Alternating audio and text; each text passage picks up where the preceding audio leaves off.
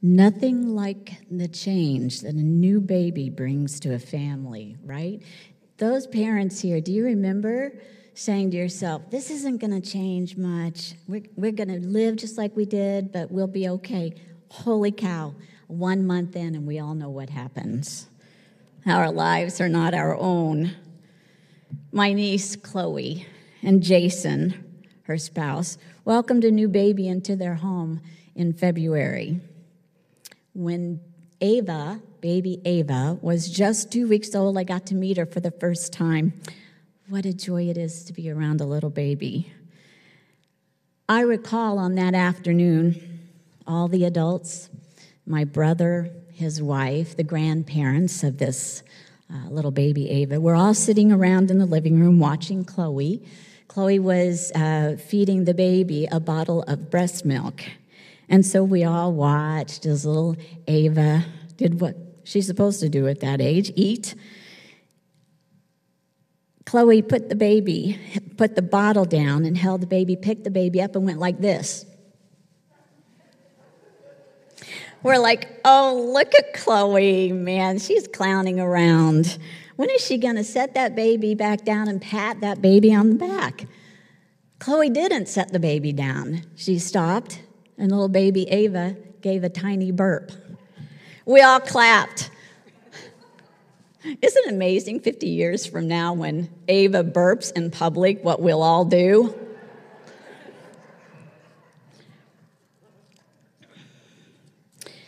So I said, after baby Ava began feeding again, and then Chloe repeated it again. She put the bottle down, she picked the baby up, and she went like this, just gently wiggling the baby. I said, Chloe, whatever happened to patting the baby on the back? And Chloe said, well, for some babies it works well. For others, not as much. Sometimes, she said, I pat Ava on the back, but often she responds better to this gentle wiggle motion. Chloe said, a lot of new mothers are learning different ways of helping their babies feel more comfortable. This wiggle ritual was so foreign to me.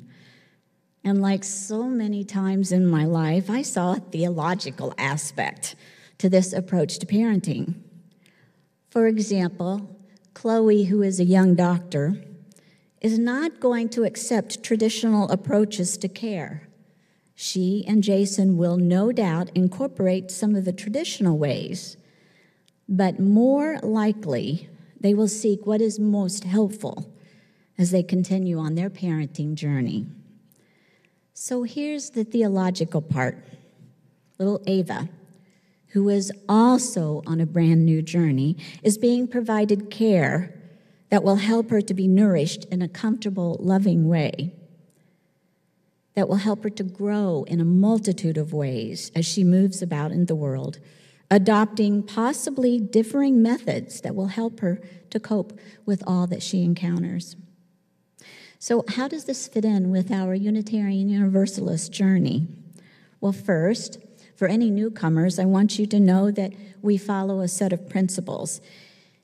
They're in the gray hymnals that are in the back of the pews. For those of you who aren't familiar, those are our principles. These are the actions that we aspire to live. They're partly what differentiates us from a social club. You see, most of our Unitarian Universalist communities, our churches, our meeting places, develop relationships. We become close, and in that way we are social. But in the way that we follow our principles, that makes us a spiritual community. For those of us who are trying to authentically live those principles, it's a great challenge. To outsiders, they often appear simple. We are reminded, however, time and time again, that we will always fall short of them, that we are constantly made to feel vulnerable for being fallible, that is, to be imperfect, and yet we agree to live by them as best we can. In today's service, I want to speak directly to our third principle. We affirm, quote, acceptance of one another and encouragement to spiritual growth in our congregations. Understanding that we are a collection of diverse individuals, each one of us embracing a different hue on the human spectrum of belief. We are humanists, some of us. We are atheists, some of us. Christians, Buddhists, pagans, Jews, agnostics, atheists, and so many more. And the word spiritual may be understood differently for each person. Spiritual might be defined as that which gives each of us life. Or to be filled with spirit might well include to be overflowing with God's good intentions, or love's ultimate manifestation. For some, spiritual means to be filled with breath that gives us the will, the courage to make positive change in the world, in ourselves and in the world. May we never forget that the initial earliest definition for spiritual is essence, or wind, a breath, a mysterious something that can't be contained. One child asked me one time, "What's God?" And I said, "Put out your hand." You can't confine the term God, except maybe how you feel when you hold a puppy or a kitten, or when you reach out to your sibling and you notice they're hurting. That may well be an essence of God for some people. To choose to accept and encourage means that we are fundamentally saying that we have chosen to support each other, even in our differences. In the same way that parents want to support a baby on their journey, we seek to provide support and care for one another. Some of us prefer a hug. Some of us prefer a pat on the back. I'm not sure how many of us want that wiggle motion. And we may not be babies, but we are eternally children on the inside, trying to find our way into the great unknown. To choose to affirm an acceptance of one another and encouragement to spiritual growth in our congregations also means that we will do everything in our power to refrain from making insulting statements that seek to disregard one's personal, cherished beliefs. That is, we will refrain personally, each one of us, from making comments that would make another person appear brighter or more enlightened than another. Worse yet, to insult someone for the path that they've chosen that may be different.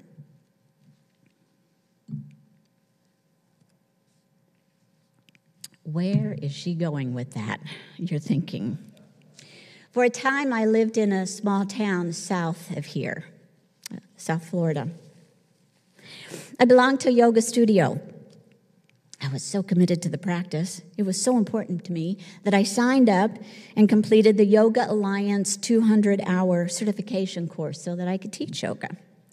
I did on a few occasions, but really, at that studio, I wanted to be a student. About a week before moving away from that town, I arrived in the yoga studio as a student. That morning, I was eager to be guided by the practice. I came in, I took my shoes off, I put them in the cubby. We walked barefoot into the yoga places.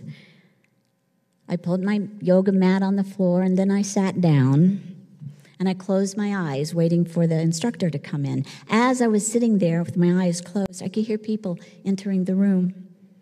There were some greetings and a few giggles between classmates. Behind me, I could hear murmurs from the back of the room. The two voices became louder. I heard one person say, "Well, you could be a Unitarian, empty, no beliefs at all." The two people laughed. I took a deep breath and centered myself again. Another voice answered, louder, "Never. Those people are godless, without any morals." I couldn't take it any longer. I opened my eyes, turned, and said, in as kind of a manner as I could muster, "That is not true. I am a Unitarian Universalist minister, and what you just said is false." The whole room became quiet. Somebody at the front said, "Busted." I didn't want to make the people feel bad for what they were saying, but it was so wrong. I turned back around again to recenter myself, and unaware of what had transpired, I suspect, the instructor came in and began the morning's instruction. But here's the thing. On that day, from the start of the class onward, I no longer felt safe. I no longer felt that I belonged in that room with any of the strangers who were with me that day. I was hurt. It was only 2 people, but on the inside, it felt like it was everybody. Consider this. Now, had I stayed in that community, on some other occasion, I might have sat down with those 2 and said, you know, when you spoke what you said, it felt disrespectful to me. I was hurt. Might we try again? How about you tell me what you cherish? After all, we are each other's best teachers, and you tell me what you cherish. And then I'm going to talk a little bit about Unitarian Universalism. Now more than ever, you and I must express emphasis on building relationships, which actually affirms the dignity and worth of each person, honoring our differences, and in loving ways, affirming each other. To put someone down for cherishing a faith that is different is not affirming dignity. And honestly speaking, the very least we can do is support one another within our churches, our communities, our congregational meeting houses. Get used to all these different ways that I'm saying faith community. When I was growing up as a Methodist, a little girl, I never once heard she, the pronoun. God was always the Father. And I remember, the older I got, saying, I'm here. Hey, I'm here. I'm in the room. When I grew up and started my journey to be a UU minister, the first time I saw a minister walk who was a woman, I could not believe it, Bloomington, Indiana, 1989. She walked past everyone, and I thought, oh my gosh, the first time I've never seen a woman minister. It was mind-blowing. I have cherished my UU faith. I love our differences. I love our constant efforts to be inclusive. For far too many years, theists those who cherish God are quick to dismiss atheists, and atheists are quick to dismiss those who cherish a God figure. Let's not do that in Unitarian Universalist circles. We're going to recall that we are not a competition, right? We are a people of an inclusive tradition. We desire to embark on a journey toward becoming whole, to becoming a better person, a higher being, one who is inclined toward more goodness, more love, more compassion. Ultimately, it's this journey toward authentic growth of character, to lean in toward learning to become an enhanced individual. We choose to tether ourselves to others on a similar journey that on some occasions may become challenging or problematic, and other occasions breathtakingly wonderful and inspiring. We are all pilgrims on this human journey. The journey that is spiritual is all about 3 things. 1, what cherished belief or understanding is personally helpful for you, for each individual? This might include rituals or dances or mantras or poems or prayers or songs or sayings that will sustain you over time. For me, meditation is helpful. Although I grew up in a Christian tradition, as a grown adult, I now lean in the direction of Eastern traditions, such as Buddhism and Hinduism, but I am still a Unitarian Universalist first. I call myself a BOO, Buddhist UU. 2, what helps a person to find strength to carry on, especially when every adult knows that the final destination to our mortal life is death? How depressing is that? That's like reading a great book that you already know the end, and it's not pretty. So what helps a person to find strength to carry on? What sustains a person in a life story that ends the same way for all of us? This might include ways one experiences life's challenges, when experiences are outside of one's control or mental abilities, catastrophic environmental disasters, and so much more. In whom or what will one find strength? Again, for me, I believe so much of our suffering is because of our perceptions. I constantly ask myself, what am I missing? What am I missing in this feeling and this initial response of fear or dislike. What helps a person to find strength to carry on? Is it a belief in human good? Is it a belief in a mysterious supernatural being? What? What will help you find strength to carry on? Will it be in our Unitarian Universalist history of people who have stood up and fought and died even for our beliefs? 3, what will help a person to feel hopeful when despair is overwhelming? How do you find hope? This might include how a person will fight for justice when injustice appears to saturate the very ground of one's being. So many fights right now. So many fights. What keeps us motivated to work for change when the odds are so stacked against us? Maybe noticing that others are fighting for justice too, that we're not alone. Hearing stories about instances when justice prevailed. That's helpful. Biblical tales and other stories from sacred texts of old, from myths of world traditions, even folk traditions such as from the Native American communities. All of these stories that we've forgotten, will we find hope in one of those stories? So this trio, seeking what is helpful, what is hopeful, what is strength-giving, these are elements needed to nourish ourselves and each other, to help us to survive and thrive and soar our way along our human voyage on this earth. I don't know about you, but like the raven in the story for all ages, my faith journey has morphed through the years. I've been Unitarian Universalist since 1989 when my son was 3 years old. But within our beloved tradition, I have found my way to new understanding on various matters. And it's constantly changing, but it all emerged through the study and observation of our beloved living tradition. Some faith journeys involve tradition. I get that. It isn't that Unitarian Universalism doesn't favor ritual practice. We do, indeed, and thank you all for helping me along on learning your traditions. However, we are creatures of a living tradition, a tradition that morphs and changes even from when it was established. Greeks, Romans, 1961, we're changing as we speak. Margie mentioned that last week. In our Unitarian Universalist Association, we're finding changes.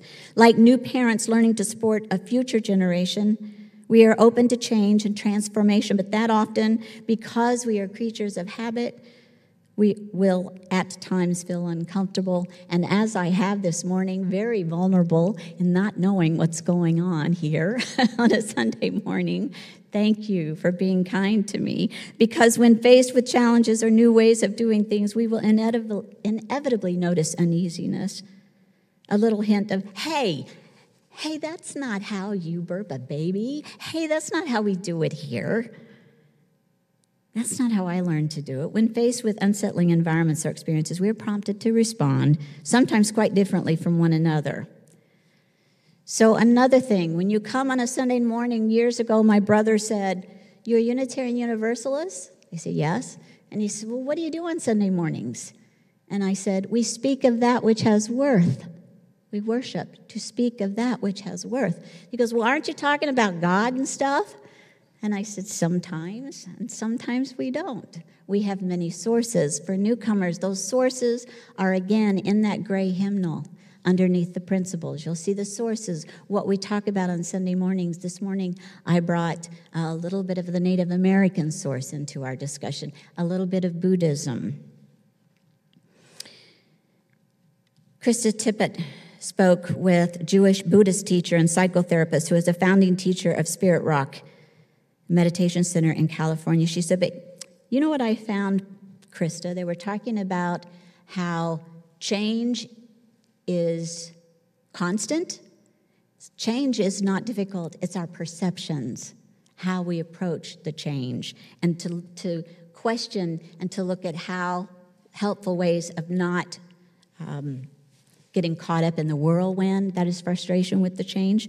We might look at different ways by saying, what is it I'm holding on to? What am I attached to? Why am I fighting change?"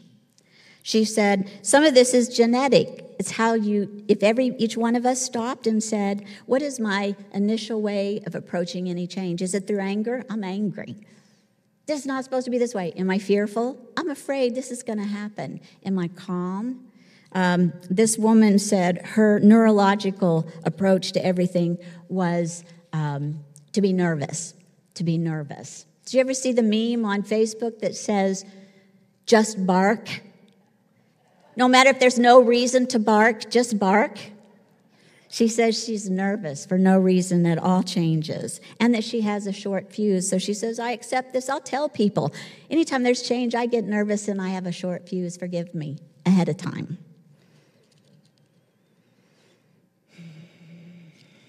I'm happy to be with you for this, our first month, and hopefully many more of our shared journey of ministry. I look forward to learning more about each one of you in the days ahead, what is helpful for you, what is hopeful, what is strength-giving. And I'm going to close with a slight adaptation to a quote from the spring UU World magazine. Unitarian Universalism is not, as some equip, a place where we can believe anything we want. It's a place to approach our growth as spiritual people with openness and curiosity, a place where multiple beliefs, multiple traditions, and multiple life experiences will enrich and inform our search, our journey. In community, we piece together a faith that seeks to make sense of the world and empowers us to make change. Blessed be our layered tradition.